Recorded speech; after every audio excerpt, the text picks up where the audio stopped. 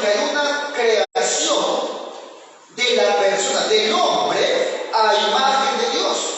O sea, el hombre tiene un modelo. La Biblia nos habla de sus relaciones, de lo que constituye al hombre, es decir, cuerpo y alma o espíritu. Sin embargo, al parecer, estas relaciones propias que corresponden a la antropología bíblica han sido dejadas de lado, y ahora la relación entre el cuerpo y alma la explica la psicología.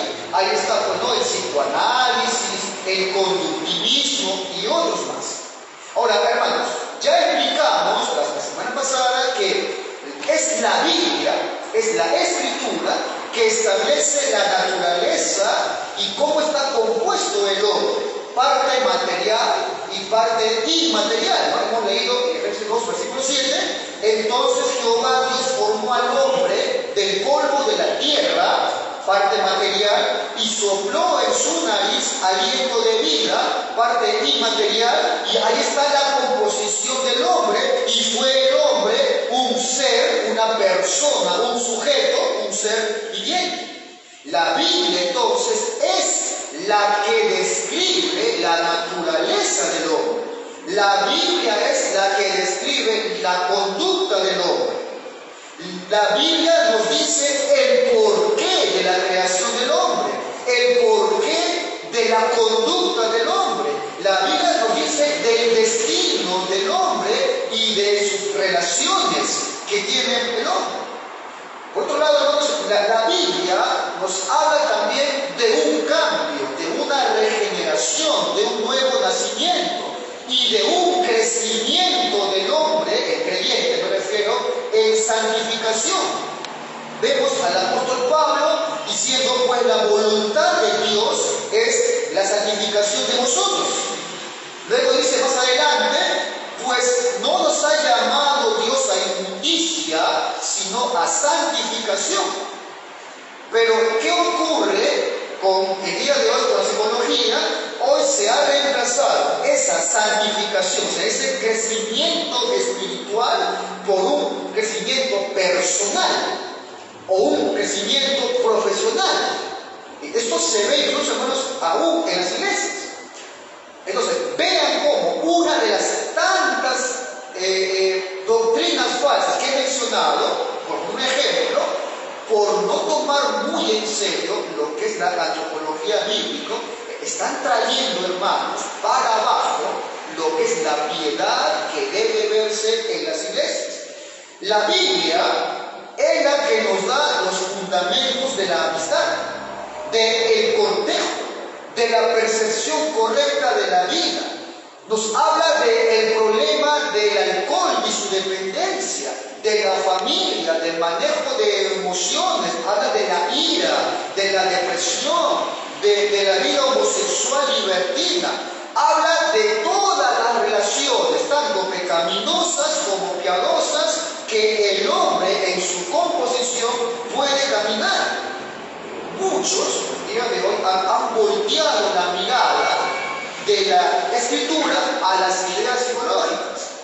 De paso, hermano, Richard Baxter tiene un libro tremendo, un manual fabuloso. Si lo puede conseguir, léalo. Baxter tiene un libro que le llama, cuando está en inglés, sería en español, un directorio cristiano. Baxter habla de todos los problemas que hoy define la psicología como problemas emocionales de la mente, lo define en términos bíblicos. Es un manual tremendo acerca del hombre y sus problemas a nivel del alma. Ahora, en las iglesias entonces parece haber, por la influencia de la psicología, menos pecadores y cada vez más enfermos. Enfermos que se han refugiado en la psicología. Enfermos que no se ven como pecadores, sino que se ven como pacientes psicológicos. Y es ese rol que han asumido de forma pasiva, hermano, muchos los está alejando de la santificación, los aleja de la piedad a la cual hemos sido llamados la santificación. La lucha con el pecado, tristemente hoy, se ha reemplazado por psicoterapia. ¿Cuántos has encontrado tú, ¿no?, que están luchando con un pecado, con su descontentamiento por ser incrédulos, pero ellos te dicen, no, estoy depresivo, es ansiedad? O sea, vuelcan la mirada a una idea psicológica por no presentar lucha con su pecado. Alguien dijo, entonces, todo manual psicológico, más allá de ser un manual científico, es la opinión subjetiva de unos profesionales o de la sociedad sobre los problemas humanos. Hermanos, este desconocimiento de la antropología bíblica, de la relación del alma, de lo que es el alma, del origen del alma, ha llevado a muchos a un determinismo peligroso, ¿no? Por ejemplo, un alcohólico que se ve así como alguien enfermo, ¿qué es lo que dice? Yo no he hecho nada para ser alcohólico, debido más bien a lo que pasó, soy lo que soy. O sea, no hay responsabilidad humana. Y este mismo alcohólico del ejemplo, mirando a futuro, ¿qué es lo que va a decir? Cae en un fatalismo, ¿verdad? Es decir, debido a lo que soy, pasará lo que debe pasar. O sea, no se hace responsable y siempre se encapsula en una condición. Es el Evangelio únicamente que puede cambiar. La Biblia nos muestra una doctrina, la del pecado. Nos hace ver que somos nosotros responsables, pero que también hay un nuevo nacimiento, hay una redención para el pecador. El apóstol Pablo escribe a los Corintios, en su primera carta, 6, versículo 10 en adelante, dice: ni los ladrones, ni los avaros, ni los borrachos, ni los maldicientes, estafadores, heredarán el reino de Dios. Y esto erais alguno. O sea, eran así, mas habéis sido lavados, ya habéis sido santificados, ya fueron justificados en el nombre de Jesucristo. O sea, la Biblia nos muestra una responsabilidad, pero también una redención para pecadores a causa del Evangelio. Ahora, mira, cito textual lo que dice Carl Jung, el padre de la psicoanálisis. Él dice: las religiones son sistemas para sanar las enfermedades psíquicas. Es por ello que los pacientes, escuchen hermano, dice, es por ello que los pacientes fuerzan al psicoanalista a adoptar el papel de pastores y esperan y demandan de él que les libre de su angustia. Dice él, es por eso que nosotros debemos dedicarnos, a los psicólogos, debemos dedicarnos a los problemas que estrictamente hablando pertenecen al teólogo. O sea, Jung admite que los psicoterapeutas están invadiendo un terreno que antes era manejado por otros, por los teólogos, por los pastores. Este hombre luego cayó en ocultismo, le agregó un poco de espiritualidad a su práctica psicológica, ¿no? Y tuvo que buscar recursos del hinduismo.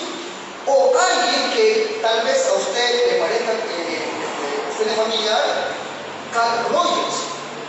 Este hombre es muy tomado en cuenta por muchos pastores. ¿Por qué? Porque este hombre estudió en un seminario teológico, bautista encima, pero renunció a su fe y se volvió a la psicología secular. Terminó en una práctica de ocultismo, nigromancia, pero en sus escritos habla incluso de Dios, habla de vida espiritual. Y muchos ven sus libros en lugares de venta de libros cristianos. Muchos creen que este hombre es cristiano, no, psicología cristiana, ¿no? Y leen a Carl Rogers. Ahora, este hombre tiene una influencia muy peligrosa en muchos pastores acerca de la consejería pastoral. Sigmund Freud, luego, como médico, es el que el modelo médico al contexto de la consulta psicológica. Él fue el que transforma, él empieza a llamarle enfermedades mentales a muchos temas que son propios del alma. Problemas emocionales a aspectos que tienen que ver con la condición espiritual delante de Dios. Y si esto, hermano, influye de tal manera, vamos a ver, y estamos viendo, por ejemplo, que hoy el alcoholismo es una enfermedad, y no, hermanos, no es una enfermedad, es la idolatría a una sustancia en concreto del alcohol. Es un problema que debe ser corregido en una lucha con su pecado. Es un asunto del alma, obvio que tiene repercusiones físicas notorias. Muchas cosas que suceden a nivel almático, hermanos, tienen una repercusión en lo físico o un castigo aún en lo físico. Por ejemplo, Números 12 nos cuenta ahí que Aarón y Miriam estaban murmurando de Moisés. Dios, dice, oyó esa murmuración y ¿qué ocurrió? Condenó esa actitud de orgullo, ¿no? Esa actitud incrédula, y el castigo se vio en el cuerpo de Miriam como la lepra. Muchas cuestiones del alma tienen un castigo en el cuerpo, pero no confundir dos cosas, hermanos. Ahora, con todo esto que rápidamente he intentado escribir, nos preguntamos, estos hombres que repudiaron el modelo bíblico, que claramente dejaron la escritura y solo ven el alma como una reacción del cerebro, para muchos de ellos, tendrán algo bueno realmente que decirle a la iglesia. Tendrán autoridad para decirle a la iglesia cómo deben vivir los cristianos o cómo los hombres deben tratar con los temas del alma que Dios creó. O sea, tienen ellos la autoridad para enseñar al hombre, a la iglesia en este caso, cómo debe considerar estos temas de la iglesia. Muchos de estos hombres ni siquiera creen que existe un alma. Muchos de ellos niegan la existencia de un Dios. Entonces, solo como un ejemplo de todos los que nombré, vemos aquí una influencia peligrosa por desconocer lo que es el alma del hombre, sus relaciones, su origen y su inmortalidad. ¿Qué de la relación del alma y el cuerpo? O sea, la pregunta es, hermano, ¿qué interacción existe entonces, pastor, entre la parte material, cuerpo, y la parte inmaterial del hombre, alma? Hay relaciones, ¿cómo se explica? Primero, hermanos, debo indicar que para poder explicar esta relación entre el alma y el cuerpo, se han ideado muchos conceptos religiosos. Dos en especial, los monísticos, por ahí he puesto, y los dualísticos. En el lado de los monísticos, o sea, de un solo lado, tenemos uno en especial, el materialismo. ¿Qué es lo que enseña esta corriente? Que no existe espíritu. No hay parte espiritual. Simplemente, dice Dios, la parte espiritual es una reacción de la parte material. O sea, el alma o la parte inmaterial del hombre es una reacción del cerebro. Es así como piensan muchos. Por ejemplo, un pensador materialista alemán decía esto: como el hígado produce bilis, dice, de la misma forma el cerebro produce pensamientos. Y ese pensamiento del cerebro es la parte del hombre, la parte espiritual del hombre. Ahora, está la otra vereda, la parte extrema a esto, el idealismo. También es monístico. Ellos, ¿qué es lo que dicen? Lo siguiente: solo nuestra conciencia, o sea, la parte de las ideas, tiene una existencia real, y que el mundo material, el ser, la naturaleza, dice ellos, solo existe dicen en nuestras conciencias, en nuestras sensaciones, en nuestras ideas. O sea, el cuerpo para ellos es casi una ilusión de la parte espiritual. Y está también los dualísticos. Acá encontramos dos en particular. El dualismo platónico, que ya lo hemos mencionado la semana pasada, que es lo que dice esta filosofía: el alma y el cuerpo, ¿no?, están en una relación vital entre sí. El alma, dice Platón, controla el cuerpo, pero a su vez el cuerpo impide ese funcionamiento del alma. Así que el alma está prisionera en ese cuerpo. Ahora, de paso, luego vamos a ver, Platón, aparte de esto, decía que las almas preexistían de forma eterna, en forma de idea pura, y que ahora se han encarnado en los cuerpos. Y sabes, hermano, este pensamiento, ¿dónde afectó? ¿Sabes dónde se ha metido esta forma de pensar? Sí, en la historia cristiana, hermanos. Mira el libertinaje de los corintios, mira el ascetismo de los colosenses, mira el monasticismo del siglo IV en adelante. O sea, como el cuerpo es malo, hay que sacarlo de circulación. O sea, ha afectado esto a la iglesia. Y tenemos también el vitalismo bíblico, o llamado también dualismo realista, que es la que encontramos en la Escritura. El hombre, según la Biblia, es un espíritu creado en una unión vital con un cuerpo material. Hay una unión vital entre ambas partes del hombre, entre la parte material del cuerpo y el alma.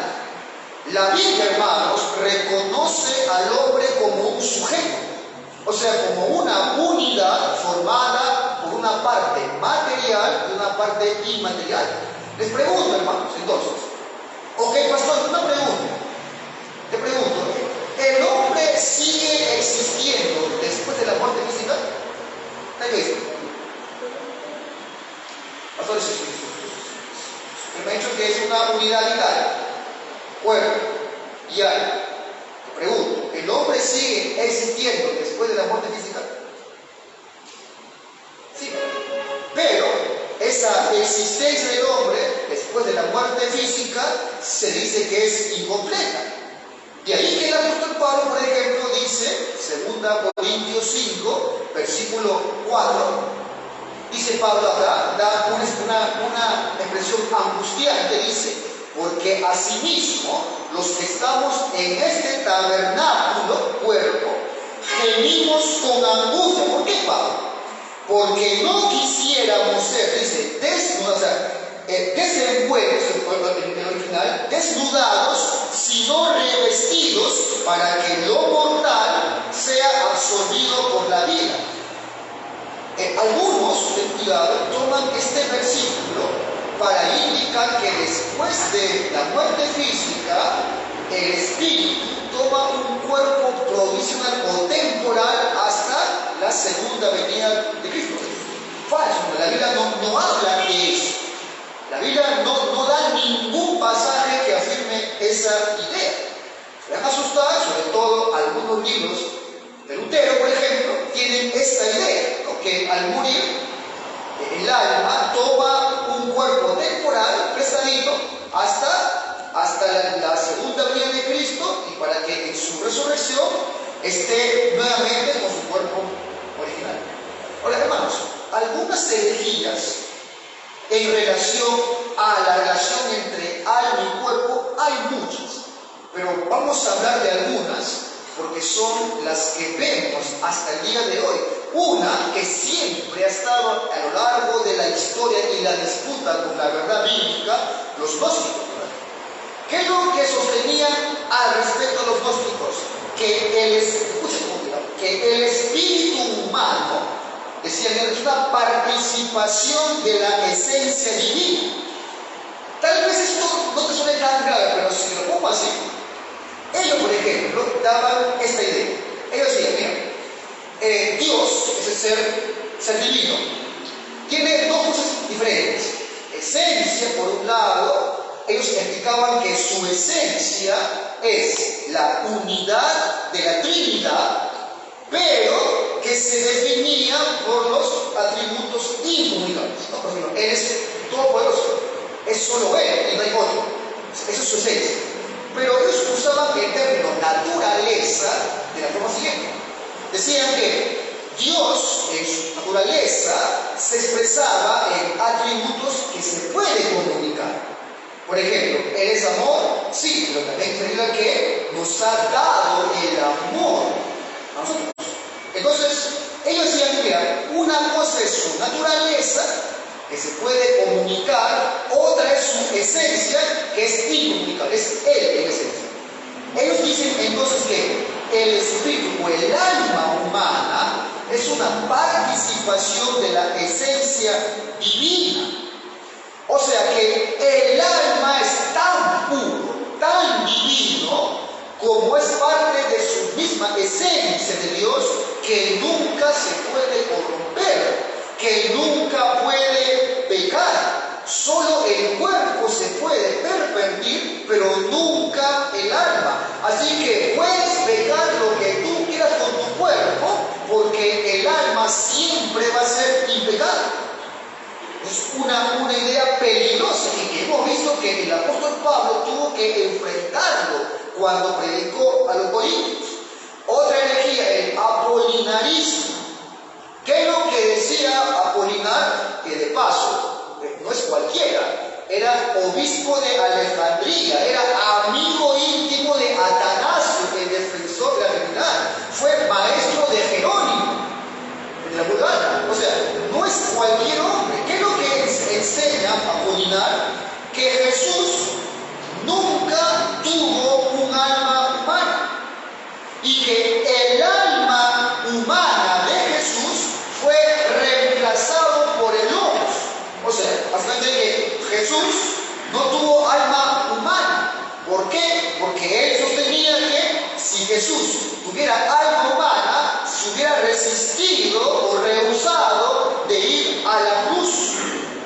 Otro, el docetismo, que esto también lo hemos explicado ya, ¿no? La idea, ¿cuál es? En forma breve, que Jesús parecía tener un cuerpo humano como el tuyo, el mío, pero era solamente una ilusión, o sea, era un fantasma. Parecía un cuerpo real, pero no lo era como un fantasma.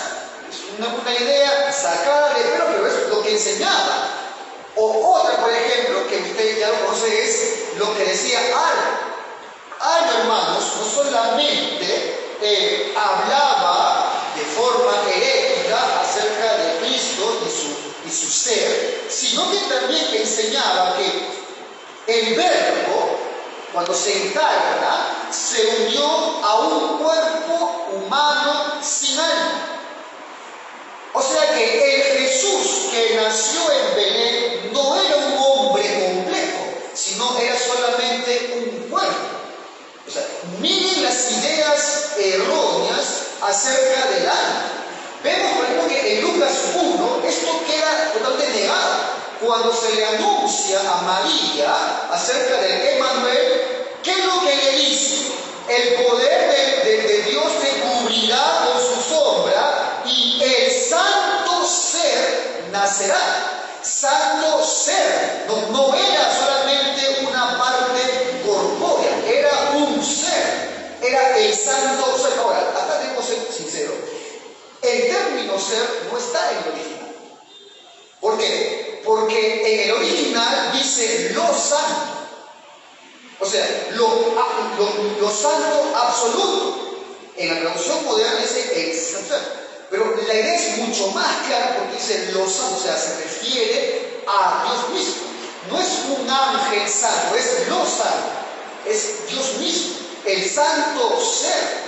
Pregunta, hermanos, ¿Cristo tenía alma humana? Vamos a ver si le medio aquí también Ariano. ¿Cristo tenía alma humana, sí o no?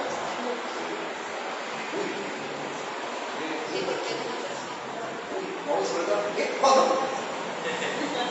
No, dice, hermano, claro que sí. Él era 100% ¿qué? Hombre. Y para que sea hombre, ¿qué es un hombre? Cuerpo y alma, que tenía cuerpo humano, pero muchos esto no entendieron y comenzaron a excusar esa situación de Cristo. Entonces comenzaron a inventarse, no, es que es un cuerpo sin alma nomás y llevélo. No, era un cuerpo, pero era un fantasma. O sea, vean los problemas serios que tenemos cuando no se entiende realmente qué es el hombre, su naturaleza, su condición, qué es el alma. Una más, ahí está el último, el aniquilacionismo. Ellos, por ejemplo, dicen lo siguiente, ¿no? Solamente los que han nacido de nuevo carecen de un alma, perdón, solamente los regenerados tienen un alma inmortal. Los que no han sido regenerados, al morir, su alma es aniquilada. Esa es la idea. ¿Quién, por ejemplo, actualmente, o quiénes, son los que tienen esta idea en su fe? No, los adventistas. Los creyentes, alma inmortal, pero los no creyentes no, ellos cuando mueren, aniquilados. Solamente el creyente, verdadero en ellos, el que ha sido regenerado, alma eterna. Y el que no creyó, se aniquila. Esa es una idea que está en la esencia de la doctrina de los adventistas. Pero hermanos, con todo esto, ¿qué es lo que vemos en la Biblia? La Biblia nos muestra que el hombre es un espíritu o alma creado en unión vital con un cuerpo material. Eso es lo que nos muestra la Biblia. Ahora, nos muestra que hay una relación, claro que sí, pero mis hermanos, esa relación es un misterio. No nos explica la Biblia cómo es que realmente se da el asunto, cómo es esa relación entre cuerpo y alma, es algo incomprensible. No sabemos, hermanos, cómo el cuerpo actúa sobre la mente o cómo la mente actúa sobre el cuerpo, pero está claro. Pero lo que sí podemos ver de esto son hechos que son concretos. Por ejemplo, esa relación vital entre cuerpo y alma es tal que vemos que es el alma que es la fuente de vida del cuerpo. Cuando vemos en la muerte física, cuando el alma deja el cuerpo, pregunta, ¿qué le pasa al cuerpo? Deja de ser, o sea, va a pasar a un procedimiento natural, químico, biológico, se descompone. Entonces, hay una relación, sí, vital, sí. No lo podemos describir, pero está claro que el alma es la fuente de vida del cuerpo. También podemos ver claramente que en la Biblia ciertos estados del cuerpo producen estados en la mente. Decíamos, por ejemplo, que la mente ve, la mente oye, la mente percibe, no por sí, sino en base a lo que el cuerpo recibe. Si yo, por ejemplo, me golpeo ahora, no es que solamente queda aquí en el cuerpo, no, yo percibo el dolor, mi mente eso, ¿verdad? Lo identifica y lo siente. Entonces, hay una relación, sí, está claro. La mente afecta al cuerpo, el cuerpo también a la mente.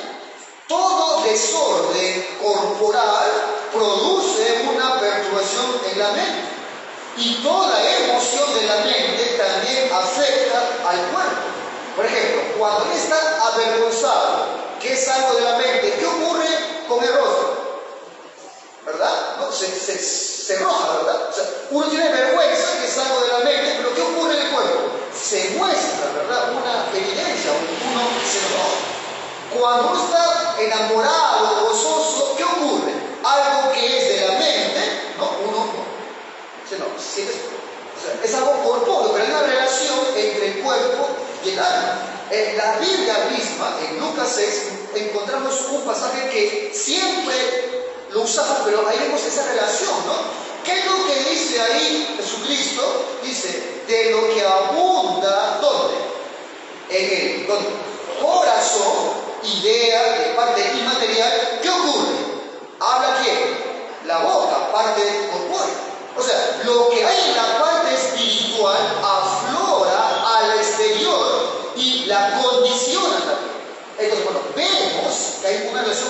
lo hay. No la podemos explicar. Pero, amados hermanos, es mejor admitir esta realidad sencilla, esta realidad que encontramos en la Biblia, confesar que esto es verdadero, ver que encontramos una unidad íntima y vital entre el cuerpo y el alma, aunque no podemos comprender todos los detalles, no podemos de forma arbitraria o de forma que yo me imagino tratar de describirla o explicarla o tener la autoridad, como lo hace la psicología y otras ciencias, de querer explicar los asuntos propios del alma y del cuerpo. No encontramos una explicación amplia acerca de esto, pero sí encontramos que existe una relación. Cristo, hermanos, nos ha unido a su pueblo, ¿verdad? El Padre, dice Efesios, nos bendice a causa de que estamos unidos en Cristo. Ahora, Dios pone la ley en tu corazón, te ha capacitado para que tú le obedezcas. Nos manda a obedecer, nos manda a santificarnos y nos manda a deleitarnos en Él. Y dice Mateo que somos bienaventurados cuando cumplimos o sea, somos felices cuando cumplimos la ley. Y punto. O sea, se te manda a ti, hermano, a obedecer, no a meditar cuál será la relación entre mi cuerpo, mi alma, o si mi chakra se unió con el cosmos y recién le da energía al cuerpo. No, hermano, se te manda a ti a obedecer, no a explicar la relación entre cuerpo y alma. Si el todo de esa función es ser feliz, la Biblia muestra que cuando uno es bienaventurado, cuando cumple la ley. ¿Por qué la cumplo? Porque Dios puso su ley en mi corazón y me ha capacitado y me ha unido a Cristo. Y yo recibo de toda bendición. O sea, ese es el propósito de la vida del hombre. Y no es vinculante buscar una explicación mística entre el cuerpo y el alma. La Biblia nos manda a obedecer. Bienaventurados los que obedecen sus mandamientos. Y punto, hermanos. Pero ya abrirnos, a ver, no, yo quiero entender cómo es la cosa, como lo han hecho ciencias diferentes, es abrir una ventana que no le corresponde al otro. Ahora, la última parte, ahora, hermanos, si bien es cierto, entonces hemos hablado ya de cuál es esa relación, pero hay que hablar un poco también del origen de la ahora que ustedes lo han visto, no sé quién estuvo cuando Giancarlo explicó el pecado, que rápidamente voy a tocar, y si no estuviste, bueno, apunta. Hay tres teorías, ¿verdad?, acerca del origen del alma. Ahí está, ¿no? Es el que preexistía, que se traduce, o sea que el niño deriva el alma como parte de su padre, y la creación inmediata. Son tres teorías acerca del origen del alma. La primera, te digo, digamos, es una herejía. La que preexistía el alma, de plano te digo que es una herejía. Platón, ¿qué es lo que decía? El alma existía en el mundo celestial de forma o idea pura, de forma eterna en la mente divina, decía Platón, y antes de su encarnación. Así que todo ser viviente es un cuerpo y un alma que preexistía y ¡pum!, llegó ahí. Pero es una herejía. ¿Quién cree esto? Los mormones, por ejemplo. Tienen esta noción de alma y vida. Ahora, Orígenes, el amigo Orígenes, también ahí tiene una noción muy parecida, pero una gran diferencia. Él le agregó algo más, que esa alma que preexistía, como pecó en cierto grado, en su etapa de preexistencia, fue condenado, decía Orígenes, a nacer en este mundo en un estado de pecado y en conexión con un cuerpo material. Por más que lo diga cualquier padre de la iglesia o cualquier teólogo, esto, hermanos, es una doctrina de la Escritura. No la es, hermanos, esto fue condenado en el siglo V y VI. Eso no es una idea de la Biblia. La Biblia nunca habla, hermanos, de una creación del hombre antes de Adán. No habla de una eternidad fuera de Dios. No habla de ninguna caída antes de la caída de Adán. La Biblia nunca atribuye pecaminosidad de nuestra condición a una fuente que no sea el pecado del primer hombre. O sea, como lo veas, es una herejía eso. Ahora, hermanos, también está la otra teoría que dice que esta sí tiene cierto, cierto apoyo. No es nuestra convicción, pero tiene cierto apoyo, que nos dice que el alma del hombre, que la raza humana que fue creada o fue engendrada, lo fue tanto en cuerpo como en alma. O sea, el hombre, alma y cuerpo, cuando es engendrado, lo es en alma y cuerpo. Para que lo entiendas, ¿cuál es la idea de forma sencilla? Dice esta idea que Adán tuvo el alma dado por Dios y que Dios ya no creó más alma. Ahora que esa alma de Adán se puede dividir y ahora toda su procedencia tiene una parte de esa alma. Entonces, cuando nace un nuevo individuo, el Padre genera el cuerpo y el alma. Y esa alma es una parte del alma del Padre. Y la del Padre, así encontramos que es un solo alma que fue dado por Dios a Adán. Esa es la idea, en forma resumida. Ahora, estos hermanos también encontramos algunos polemas.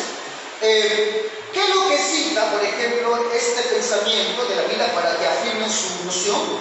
Por ejemplo, Génesis 5, versículo 3, ahí encontramos un pasaje acerca de Adán, que dice: y vivió Adán 130 años y engendró, dice ahí, un hijo a su semejanza, conforme a su imagen, y llamó su nombre Set. Entonces dice, bueno, ahí está, ¿no? Él engendró un ser. ¿Quién fue? Adán. Ese ser engendrado, ¿qué es? Cuerpo y alma. ¿De dónde vino? De su padre Adán. O sea que el padre engendra cuerpo y alma. Origen del alma está en el padre. Pero hermanos, acá no vemos realmente esa idea. Si yo uso esa idea del silencio, sí, pero no vemos esa idea. Otro, por ejemplo, dice que por el hecho de que la Biblia no habla nada de que Dios sopló alma en la mujer, entonces se sobreentiende que como la mujer fue tomada del hombre, el alma de esa mujer también fue generado por el hombre. Tampoco dice eso la Biblia, se sobreentiende que es en eso. Un argumento que ha sido tomado muy en cuenta a favor de esta doctrina es con respecto a la transmisión del pecado de Adán a toda su posteridad. Salmo 51, por ejemplo, el versículo 5, miren lo que ahí dice, y ellos lo ven así. Dice, he aquí, en maldad he sido formado, y en pecado me concibió mi madre. Es decir, Adán fue nuestro pecado y nuestra culpa. ¿Por qué? Porque la misma sustancia activa, inteligente y voluntaria que transgredió en él, o sea, su alma, ha sido transmitido a toda la humanidad. Así que ellos ven derivación del cuerpo y del alma del padre a hijo. Ahora, es bastante coherente. Es más, ellos tienen otro argumento. Ellos dicen, mira, ¿cómo explicamos que entre padre a hijo se hereda su personalidad, ¿no? Su temperamento, su carácter? Ellos acuden a esto. Es que el parte del alma del hombre pasa al hijo. Bueno, no hay ni un gen del alma para poder explicar eso. Ahora, no aceptamos, al menos en la ortodoxia reformada, no aceptamos esa verdad por dos cositas. Uno, porque para que sea esto verdad, debe preasumirse de que el alma se puede dividir, de que tiene partes. Y eso, hermanos, a su vez, conduciría a una conclusión, que la parte humana del Dios hombre, de Jesucristo, estuvo manchada de pecado. Porque si la forma de ser hombre es tomar parte del alma del Padre, que de Cristo, que fue 100% hombre, él también tomó parte del alma de sus padres, de su madre, y fue contaminado. Entonces, no encontramos ahí, hermanos, esa idea. Por otro lado, él dice, pero está claro en la Biblia, porque dice Dios que si Dios reposó el séptimo día, o sea, ya no creó nada más, ya no creó más alma, porque Dios dice que reposó, o sea, dejó de crear. No, hermanos, Dios reposó de crear especies. Porque si decimos que Dios ya no crea nada más de forma ex nihilo, que de nuevo nacimiento, por ejemplo. El hombre, cuando nace de nuevo, no es un nacer por segundas causas. Es de muerte a vida. Es algo ex nihilo. Entonces, cuando dice ahí que Dios reposó, no es que dejó de crear nada más, sino que dejó de crear especies. Pero cuando viene el nuevo nacimiento, es una creación inmediata, es una creación ex nihilo. Y está, hermano, la última teoría, que en la ortodoxia reformada es la que vemos más correcta, más bíblica, es que el alma fue creada de forma inmediata por Dios. Cuando viene a vida un ser, el cuerpo es derivación de la semilla de sus padres, pero el alma es creado de forma inmediata por Dios. Y eso es más consecuente con lo que encontramos en el relato de Génesis.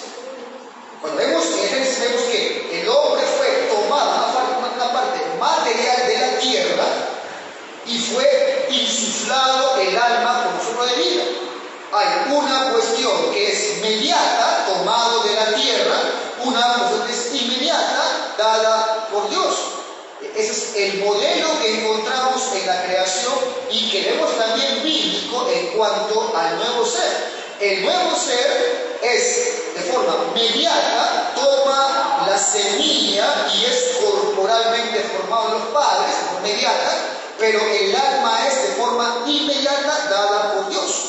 Zacarías 12, versículo 1, por ejemplo, dice ahí: profecía de la palabra de Jehová acerca de Israel. Jehová, y mira cómo lo describe el profeta: Jehová que extiende los cielos y funda la tierra y forma el espíritu del hombre dentro de él.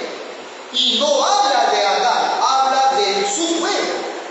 O Isaías 42, versículo 5, dice: así dice Jehová Dios, creador de los cielos y el que los despliega, el que extiende la tierra y sus productos, el que da aliento al pueblo que sobre ella mora y espíritu a los que por ella andan. Entonces vemos que esta doctrina es más consecuente a la composición del hombre. Vemos que la Biblia nos muestra que el hombre es alma, parte inmaterial, y cuerpo. La vida, hermanos, no es una causa física o secundaria. Si tomamos la segunda teoría, deberíamos indicar que la vida es una consecuencia secundaria. Y no, hermanos, la vida es un producto de Dios, es un milagro de Dios. ¿Por qué? Porque es Dios que te da el alma. Dios crea de forma inmediata el alma. Tu alma no es un producto secundario del alma de tu papá. No, es un producto de Dios. La vida es un don de Dios. Dios lo concede de forma inmediata, no de forma inmediata. Pero finalmente, si ya demostrado el origen del alma, hay también que demostrar